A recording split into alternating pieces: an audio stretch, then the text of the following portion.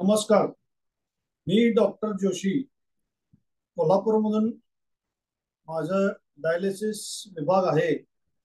मी जवळजवळ गेली एक 25 ते 30 वर्ष किडनी आणि डायलिसिस याच्याबद्दल कोल्हापूर येथे ट्रीटमेंट किंवा प्रॅक्टिस करतोय. आणि आज आपण थोडक्यात किडनीच्या रोगाबद्दलची, किडनीचे ज्याला आपण नेहमी किडनी फेल म्हणतो त्याबद्दलची, किंवा क्रॉनिक किडनी डिसीज म्हणजे आमच्या भाषेत आम्ही ज्याला CKD असं म्हणतो, म्हणजे थोडे थोडे हळूहळू किडनी खराब होण्याचं प्रमाण, याबद्दलची माहिती आपण करून घेऊया. पहिलं म्हणजे किडनी ही कशामुळे खराब व्हायला लागती आणि आत्ताच्या हे का जास्ती प्रमाणात आपल्याला ऐकिवात येतंय की हा पेशंट डायलिसिस वरती आहे, हा पेशंट डायलिसिस करताना खराब झाला, किंवा या पेशंटला आता डायलिसिस लागलंय. त्याचं मूळ कारण असं आहे की हल्ली ब्लड प्रेशर आणि डायबिटीस याचं प्रमाण खूप वाढलेलं आहे, ज्याला आम्ही लाईफस्टाईल आजार म्हणतो. आणि आता हे ज्या वेळेला ब्लड प्रेशर वाढतं, तर ब्लड प्रेशर जर आपण योग्य वेळेला, म्हणजे खूप आधीच्या प्रमाणात जर ते कंट्रोल ठेवलं नाही, किंवा साखर सुद्धा आपण जर आधीच कंट्रोल केली नाही, तर हळूहळू जसं नवीन नवीन औषधांमुळे काय होतंय की हे पेशंट खूप वर्ष जगतात. नाव जेव्हा ही माणसं खूप वर्ष जगतात, तेव्हा त्यांना हे जे क्रॉनिक आजार आहेत, जसे की किडनीचा आजार, याची खूप पेशंट आपल्याला बघायला मिळत आहेत. आणि त्यामुळे हल्ली आपण हे खूप प्रमाणात किडनी खराब झालेले पेशंट्स यांच्याबद्दलची ऐकिवात येते किंवा माहिती होते. आणि जर आपल्याला असं या पद्धतीच्या आजारांमध्ये जायचं नसेल, तर काय करायला पाहिजे? तर पहिलं म्हणजे ज्या वेळेला आपण चांगलं आहे, ज्या वेळेला किडनीवरती आजार झालेला नाही, परंतु जर पेशंटला ब्लड प्रेशर आहे, तर त्यावेळेला ब्लड प्रेशर हे योग्य प्रमाणात ठेवणं जरुरी आहे. आता खूप वेळा कसं होतं की त्यावेळेला पेशंटला इतर काही त्रास नसतात, आणि त्याला त्यावेळेला इतर त्रास नसल्यामुळं तो पेशंट म्हणतोय मला फक्त ब्लड प्रेशर आहे, मला काय झालंय. किंवा साखरीच्या स्वरूपात किंवा डायबिटीस ज्याला म्हणतो आपण, त्यातही असंच आहे की ज्या वेळेला त्याचे आधीच्या स्टेजमध्ये असतो तो पेशंट, आणि त्यावेळेला त्याचं काही त्याला त्रास जाणवत नसतो किडनीचा, त्यावेळेला तो म्हणतोय मला काय होणार आहे, डायबिटीस काही नाही, माझी शुगर थोडी जास्त आहे, डॉक्टर मला काही होत नाहीये.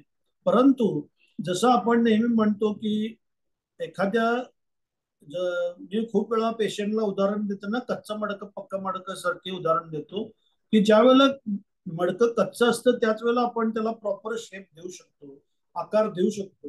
आणि ज्या वेळेला मडकं पक्क होतं त्यावेळेला आपण काही करू शकत नाही.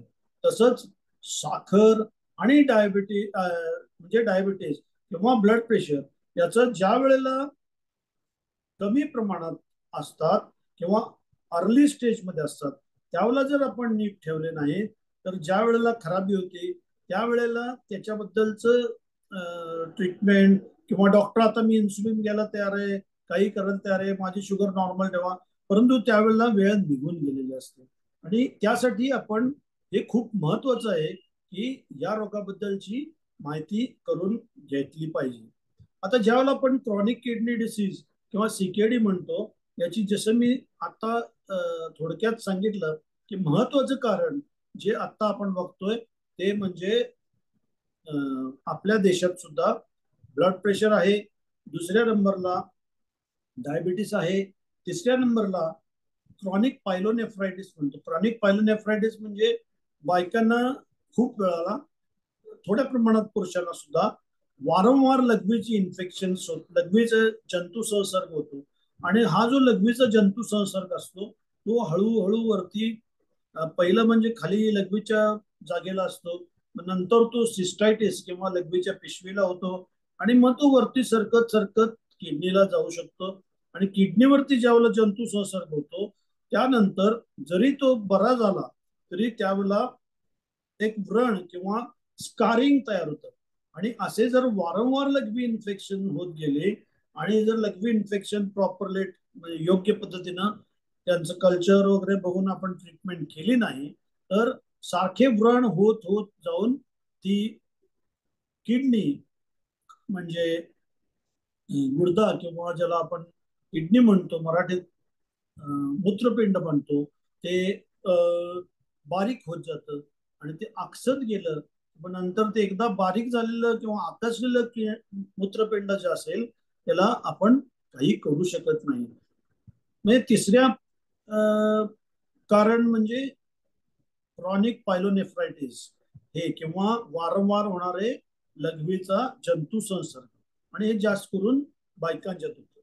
चौथं कारण काय असू शकतं की चौथं कारण म्हणजे मूत्रपिंडात खूप वेळा होणारे स्टोन्स किंवा ज्याला आपण खडे म्हणतो. ज्या वेळेला मूत्रपिंडात खडे असतात ते खूप वेळेला जर बारके असले तर ते खाली येताना दुखतात आणि आपल्याला लगेच लक्षात येतात पेशंट डॉक्टरकडे जातो.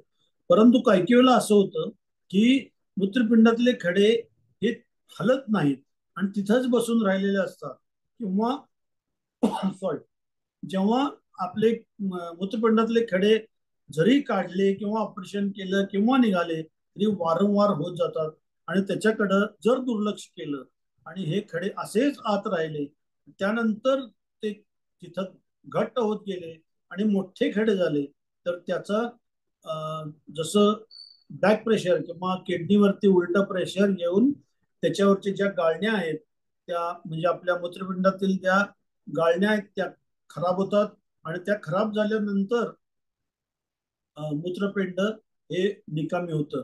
हे जर एका वेळेला झालं एकाच बाजूला झालं तर ठीक आहे मग दुसऱ्या किडनीवरती थोडासा लोड पडतो परंतु दुसऱ्या किडनीवरती पण जर असतील दोन्ही बाजूला जर खडे असतील तर हे हळूहळू दोन्ही किडन्या या खराब होऊ शकतात आणि दोन्ही मूत्रपिंड ज्यावेळेला खराब होतात त्यावेळेला हे पेशंट डायलिसिस किंवा आर्टिफिशियल किडनीचे कामांसाठी जाऊ शकतो. पाचवा आजार आहे काही ग्लोमेरुलनेफ्रायटिस म्हणजे आपल्याला माहिती आहे की लहानपणी आपण खूप वेळा ऐकतो की लहान मुलांना तोंडावर सूज येते लघवी कमी येते आणि आपल्याला खूप वेळा आजी वगैरे म्हणतात की अरे नाही याला नुसतं काल रात्री रडत होता आणि म्हणून त्याला तोंडाला सूज आली असेल. पण हे असं दुर्लक्ष करण्यासारखं नाहीये आणि त्याला जी तोंडाला सूज आलेली असते लहानपणी ती ग्लोमेरुलोनेफ्रायटिस म्हणजे किडनीच्या जे गाळण्याची जी ग्लोमेरुलस म्हणून जो मेन हे आहे घटक आहे त्या घटकांना सूज असू शकते आणि ती सूज असल्यामुळे जर किडनीला सूज आली असेल लहानपणी तर त्यातले काही वेळेला मिनिमल चेंज म्हणजे थोड्या प्रमाणात असलं तर ते आपसूक बरे होतात. त्यामुळं आजी जी म्हणते की तोंडाला सूज आलेली ती एखाद वेळेस रडल्यामुळं असेल किंवा असे काही प्रकारामुळे असेल ते थोडक्यात निभावूनही नेतं. परंतु काही वेळेला ही सूज ही गंभीर स्वरूपाची असू शकते. त्या लहान मुलांची थोड्या प्रमाणावर तिथं तो त्रास असतो तो त्यावेळेला पूर्णपणे जर लक्षात आला नाही आणि जर त्याला त्या योग्य वेळेला त्याचे उपचार केले गेले नाहीत किंवा निदान केले गेले नाहीत तर हे पुढं क्रॉनिक ग्लोमेरुलनेफ्रायटिस अशा स्वरूपात बदललं जातं आणि हे एक कारण सीकेडी किंवा क्रॉनिक किडनी डिसिजेस आहे. त्यानंतर इतर आजार आहेत की जसे काही polycystic kidney adult polycystic kidney किंवा इन चिल्ड्रन ऑल्सो असतात. तर हे जे आहेत ते काही जन्मजात आजार आहेत की ज्याच्यात जसे द्राक्षाचं सारखं घड असतो तसे किडनीत फुगे फुगे फुगे असतात आणि ते हळूहळू फुगे वाढत जाऊन शेवटी तरुणपणी किंवा पुढं 50-60 पर्यंत त्याची किडनी खूप मोठ्या स्वरूपात होती म्हणजे जवळजवळ एखादं फणस वगैरे असल्यासारखी किडनी होती आणि त्यावेळेला त्या किडनीतले जी गाळणचे ऍपरेटस म्हणजे ग्लोमेरुलर ऍपरेटस आहेत ती पूर्णपणे निकामी होतात आणि त्या पेशंटला क्रॉनिक किडनी डिसीज होते. परंतु हा आजार जन्मजात आहे, मेल डॉमिनंट, म्हणजे वडिलांकडनं मुलांकडं आलेला असतो आणि याला तसं म्हणलं तर काही करू शकत नाही. परंतु त्या योग्य वेळेला निदान करणे, त्याचं जर त्या पेशंटला त्याच वेळेला जर ब्लड प्रेशर वाढलेलं असेल तर ते ब्लड प्रेशर नियमित करणे आणि पथ्यपाणी करणे, हे जर केलं तर आपल्याला लवकर किडनीच्या डायलिसिस स्वरूपात जाण्यापासून आपण वाचू शकतो. ही थोडक्यात लक्षणं बघितल्यानंतर आपण बघू की अशा पेशंटना डॉक्टरांचा सल्ला कधी घ्यावा किंवा काय लक्षणं ही क्रॉनिक किडनी डिसीजेस ची आहेत. पहिली लक्षण म्हणजे तोंडावर सूज येऊ लागते किंवा पायावर सूज येऊ लागते. दुसरं लक्षण म्हणजे कसं, थकवा यायला लागतो. पेशंटला थकवा यायला लागला की ते एक कारण असू शकतं. तिसरं लक्षण असं की थोडं चालल्यानंतर धाप लागू शकते आणि ज्याला आपण म्हणतो की ज्या प्रमाणात हृदयाच्या मुळे धाप असते ती जरा वेगळ्या स्वरूपातली असते आणि ही जी किडनीच्या येणारी धाप असते थोडी वेगळ्या स्वरूपातली असते. ज्याला आपण कोरडी धाप म्हणतो अशा टाईपची ही धाप असते, कारण ती शरीरात ऍसिड म्हणजे आम्लधर्मी पदार्थ वाढल्यामुळं आलेले असते.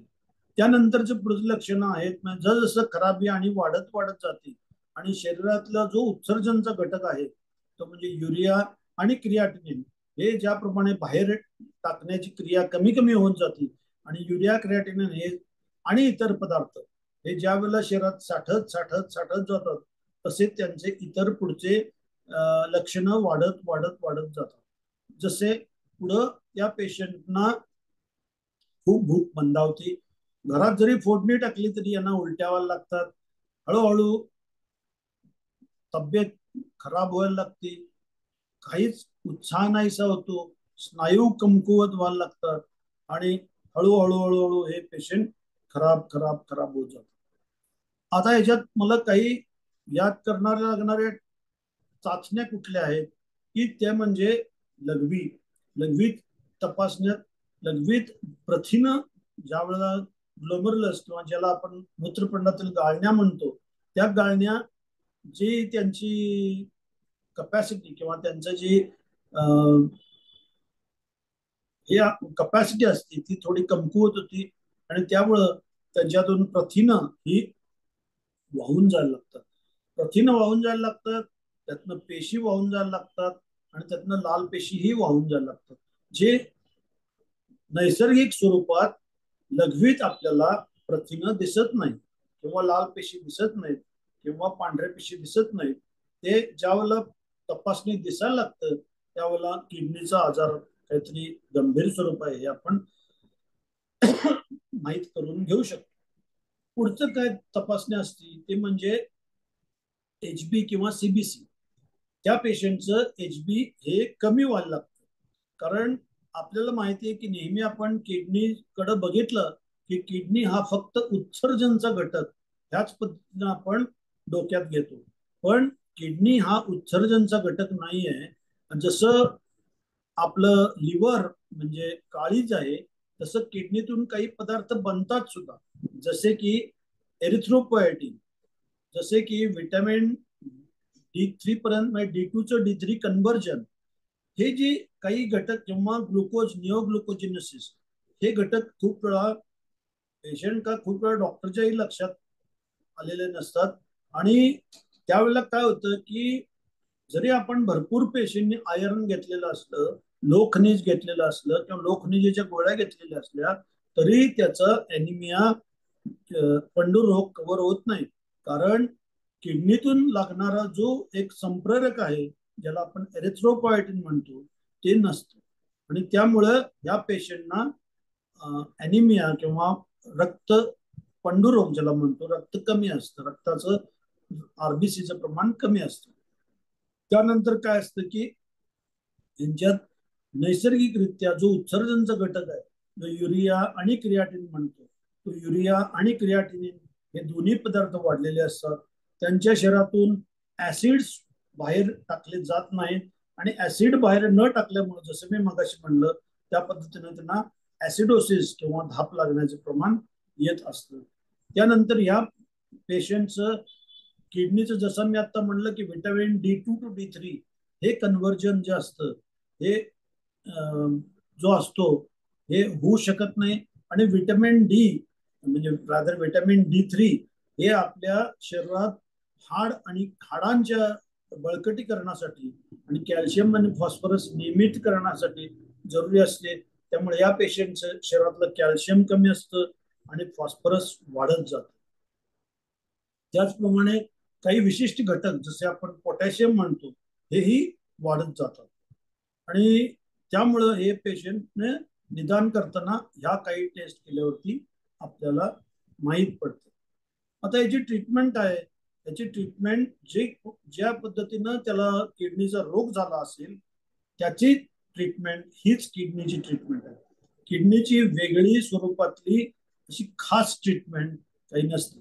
कारण किडनी याला आपण रिसिव्हिंग ऑर्गन म्हणतो. रिसिव्हिंग ऑर्गन म्हणजे असं की साखरेचा परिणाम किडनीवर होणार, ब्लड प्रेशरचा परिणाम किडनीवर होणार, त्यामुळं किंवा इन्फेक्शनचा परिणाम किडनीवर होणार किंवा मूतखड्यांचा परिणाम किडनीवर होणार. किडनीमुळं असं काही होत नाही, पण इतर घटकांमुळं किडनीवर परिणाम होत असतं आणि किडनी खराबी होत असते. आता इतर घटकांचं मुळे जर किडनीवर परिणाम होत असेल आणि आपल्याला जर किडनीचा परिणाम वाढून देऊ नये हे पाहिजे असेल म्हणजे काय करणे, जसं मी पहिले सांगितलं तसं शुगर नॉर्मल ठेवणे आणि नुसती शुगर नॉर्मल ठेवणे नाही, शुगर अर्ली स्टेजने शुगरच्या डायबिटीसच्या पेशंटच्या सुरुवातीच्या स्वरूपापासून ही चांगली पाहिजे, ज्याला आम्ही आमच्या भाषेत लिगसी इफेक्ट म्हणतो. म्हणजे पहिल्यापासून चांगली ठेवली तर नंतर त्याचा इफेक्ट कमी राहतो. ब्लड प्रेशरही तशाच स्वरूपात आहे की ब्लड प्रेशरही थोडक्यात पहिल्यापासून चांगलं ठेवायला पाहिजे. आणखीन स्टोन्स रेग्युलरली आपल्याला हे करायला पाहिजे. जसं मुतखड्यांचं पहिल्यापासून योग्य प्रमाणात आपण औषधं घेणे, परत परत नियमित प्रमाणात पोटाची सोनोग्राफीची तपासणी करणे आणि जेणेकरून खूप दिवस खडे असेच राहणार नाहीत आणि त्याचा किडनीवरती परिणाम येणार नाही हे आपण बघणे अत्यंत जरुरी आहे. पुढचे म्हणजे क्रॉनिक पायलोनेफ्रायटिस. क्रॉनिक पायलोनेफ्रायटिस साठी मेन म्हणजे वेळच्या वेळी योग्य प्रमाणात इन्फेक्शन जे आहे ते कल्चर वगैरे चेक करून त्यात कुठले जंतू वाढलेत हे बघून त्याप्रमाणे ट्रीटमेंट योग्य पद्धतीनं घेतले पाहिजे. ऍडल्ट पॉलिसिस्टिक किडनी डिसीज किंवा ज्यात किडनीत फुगे असणे वगैरे म्हणतो त्यात आपल्याला जन्मजात आजार असल्यामुळं तसं काही करता येत नाही, परंतु नियमात जर तपासणी करत गेली आणि त्याची योग्य पद्धतीने ब्लड प्रेशर वगैरे नॉर्मल ठेवत गेलं तर क्रॉनिक किडनी डिसीज पर्यंत जाण्याचा प्रश्न येणार नाही. आता हे क्रॉनिक किडनी डिसीजेस मध्ये वेगवेगळ्या स्टेजेस असतात. स्टेज 1 पासून स्टेज 5 पर्यंत. स्टेज 1 ला नुसती ट्रीटमेंट आपण जशी म्हणली तशी चालती, पण ज्यावेळेला किडनी पूर्णपणे निकामी होती त्यावेळेला त्याला पुढचे किडनी रिप्लेसमेंट सारखे पर्याय लागतात. म्हणजे एक तर त्यात 3 पर्याय असतात. एक म्हणजे पेरिटोनियल डायलिसिस, हिमोडायलिसिस म्हणजे रक्ताचं डायलिसिस किंवा किडनी बदली करायचं ऑपरेशन. मला वाटते आता ही आपल्याला बेसिक माहिती इथपर्यंत बस आहे. धन्यवाद.